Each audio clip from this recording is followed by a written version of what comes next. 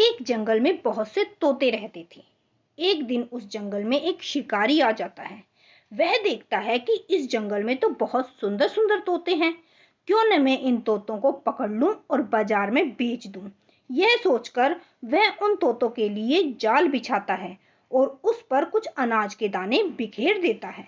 जब तोते दाने देखते हैं तो वे उनको खाने के लिए पेड़ से नीचे आ जाते हैं और दानों को चुगने लगते हैं, लेकिन तभी वे जाल में फंस जाते हैं। शिकारी उन तोतों को पकड़कर बाजार में बेच आता है।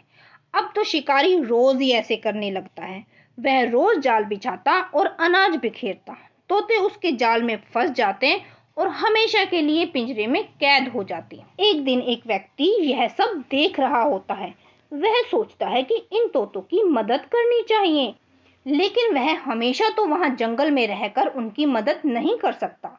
इसलिए वह व्यक्ति उन तोतों को बोलता है कि शिकारी आएगा, दाना डालेगा और जाल बिछाएगा। तुम्हें अनाज के लालच में जाल में नहीं फंसना। सभी तोते उस व्यक्ति के पीछे पीछे बोलते हैं कि शिकारी आएगा, दाना डालेगा, जाल बिछाएगा। हमें अनाज के लालच में जाल में नहीं फंसना। अब तोते बार बार यही बात दोहराते रहते हैं। फिर अगले दिन शिकारी आता है, लेकिन वह देखता है कि सभी तोते कुछ बोल रहे हैं।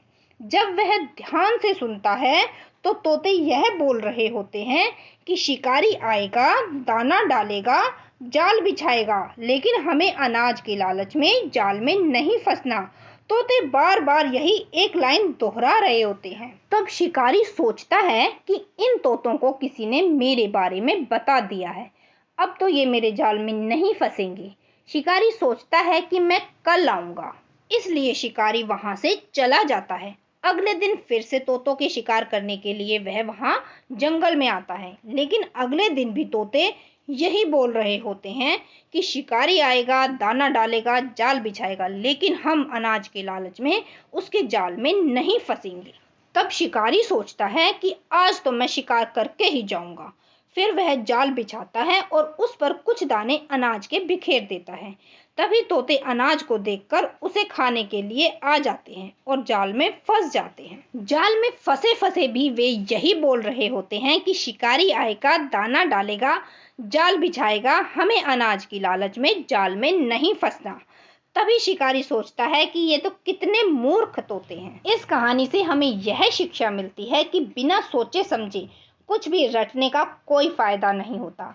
हमें जो भी याद करना होता है उसे समझना भी जरूरी होता है, नहीं तो तोतों की तरह याद करने से भी कुछ लाभ नहीं होगा।